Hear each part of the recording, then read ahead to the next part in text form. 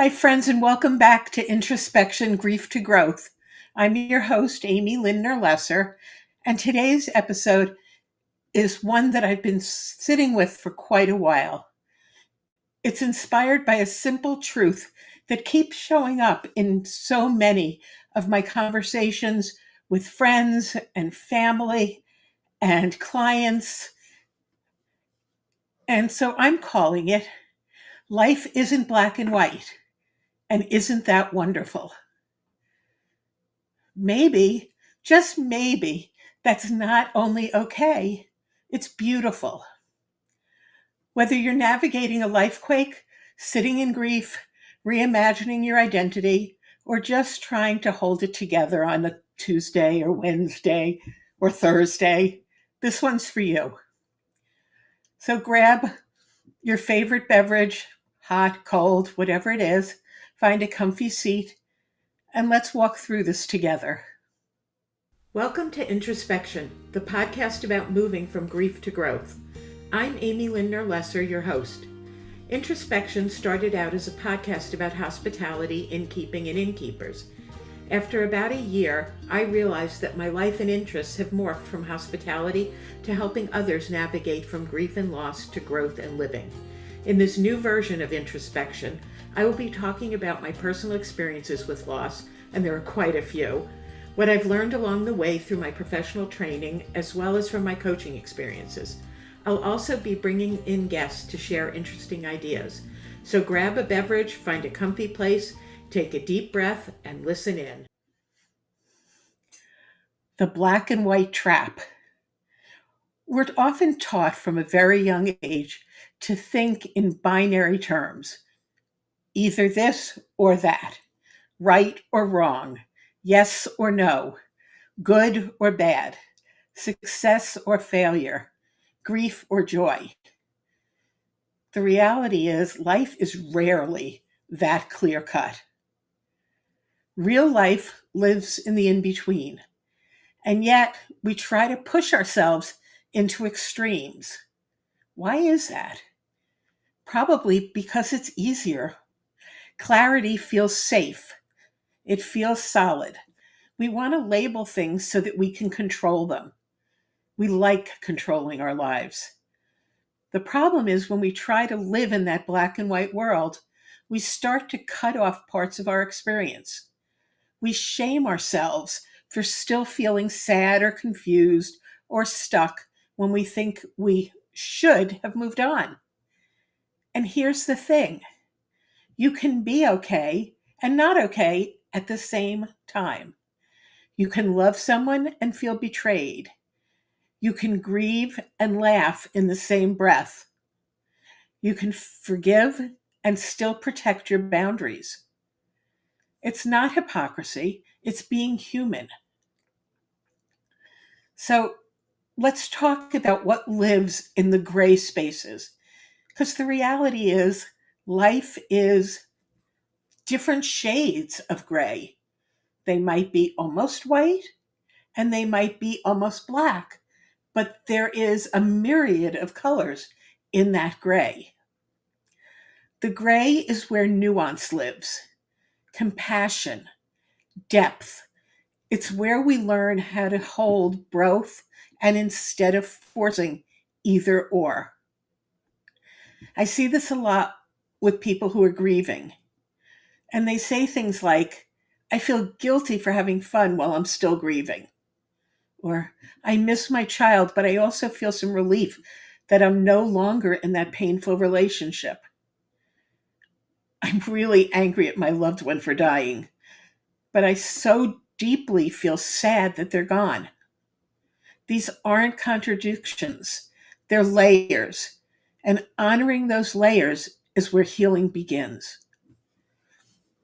At the beginning, this can feel really uncomfortable, especially when you've been taught that good people don't feel angry or strong people don't cry. Why not? I never understood that. Allowing complexity is not weakness. Instead, it's wisdom. So let's consider holding ourselves and others with that gentler, more open lens. Now, when people disappoint you, we're going to tie these together. It often drags us back into black and white thinking. I'm disappointed. Maybe someone promised to show up and didn't. Maybe you asked for support, which we know is really tough to ask for help, and they didn't. Or you got silence. Maybe your grief or your loss or your truth, whatever it is, made someone else feel uncomfortable and they pulled away. It's tempting to label those people. They're selfish. They're toxic. I can never trust them again. And maybe, in some cases, the labels are fair and necessary for your safety or peace. They're boundaries, and we need to have boundaries. But we don't need to be harsh. Sometimes, especially with people we love, there's more room. There's room for a more nuanced truth. There's room for grays. Maybe they don't have all the tools that they need. Maybe they didn't know what to say, or they may have been too tangled in their own discomfort or emotion to show up for yours. That's the reality often when somebody is really hurting and they're crying a lot and they need support, and families say things like, stop crying, get over it, or you will get over it. So and so wouldn't want you to be that way. Well, they're saying it not because they don't care about you, although it certainly may seem that way, but it's more that they're uncomfortable with your discomfort and they just want the discomfort to stop. Now, it doesn't excuse any harm that they cause, but it does give you the space to move forward without being trapped in resentment or shame. You're allowed, and I might even say you're encouraged by me to say, I was hurt by what you said, and I still care. Or they let me down, and I'm choosing to love them from a distance. Or even they weren't who I needed, but that doesn't make my need wrong. And maybe the next time I need something, they'll be able to help. This just wasn't the time. And that's living in the gray. So while we're here, let's talk about asking for help. This is another area where black and white thinking sneaks in. The voice says, if I ask for help, I'm weak. Or if I need support, I'm failing. But here's the truth. Asking for help isn't a flaw. It's really a strength, especially when you're navigating a loss, a transition, an identity shift, maybe a health diagnosis, financial changes. Asking for help is an act of courage and clarity. It's not just about asking, it's also about receiving. It's about letting others show up, even imperfectly, and letting yourself be seen in the messy middle. That can be one of the hardest parts, but it's also where connection happens, where transformation begins. If you've been holding it together all alone, consider this your gentle invitation. You don't have to do this by yourself. One of the things that's really interesting is that when we ask for help, we're also giving a gift to the person that we're asking to help us. Many of us want to help others and we just don't know how. So by you giving them a specific way that they can help you, you've given them a gift. They don't have to figure it out. If you've ever thought about it, when somebody dies, often friends and neighbors or family members, just, what do you need? I'll help you. Well, in the moment and right after any kind of a crisis like this, we don't know what we need. And so having somebody make that offer, while it's very generous, is more stress to you.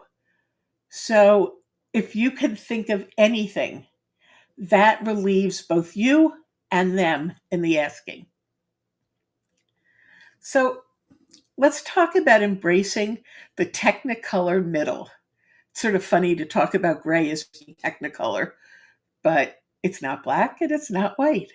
So what happens when we release the black and white thinking? We begin to live in full color.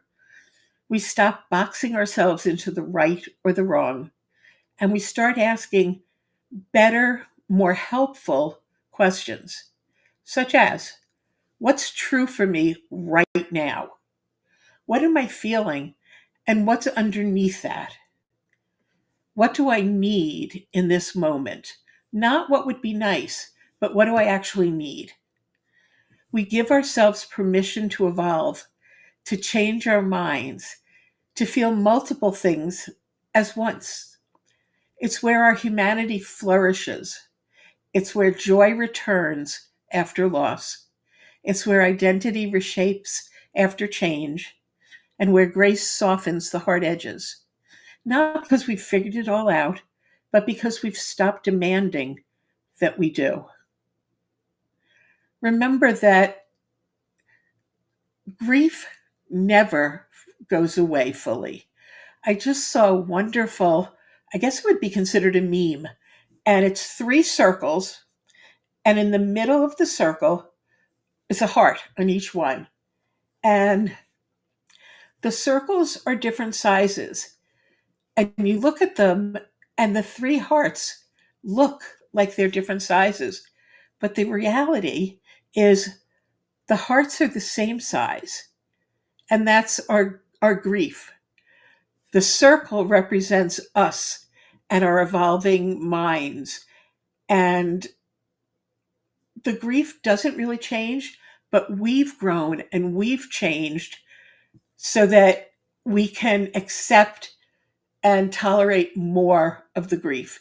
It doesn't take up as much of our space on a day-to-day, minute-by-minute situation. So, my friend, if you're feeling caught between emotions, unsure of the path, or like your story doesn't fit into a neat little box, that's okay. It's actually more than okay. That's where your aliveness lives. And you're actually exactly where you need to be at any point in your life. You need to be able to go through everything. And you can't rush it, because what'll happen is it'll manifest in a different way. It may manifest physically. I know many people who thought they were doing fine and didn't allow themselves to express their grief or to mourn, ended up getting sick. You're allowed to live in the gray, to ask for help, to redefine what strength looks like, to hold grief and joy in the same sacred hands. Let's stop trying to be either or people in a both and world. I like to think of it as an and versus an or world. Let's choose curiosity over certainty, compassion over judgment, color over control. And if you need a safe place to talk it out, to have somebody walk with you, to explore what's next, I invite you to schedule an Imagining Your Next Chapter call with me. We'll walk through the gray together. You don't have to do it alone. I think it's important to remember that whatever life transition you're going through, you're going to come out, you'll be a different person.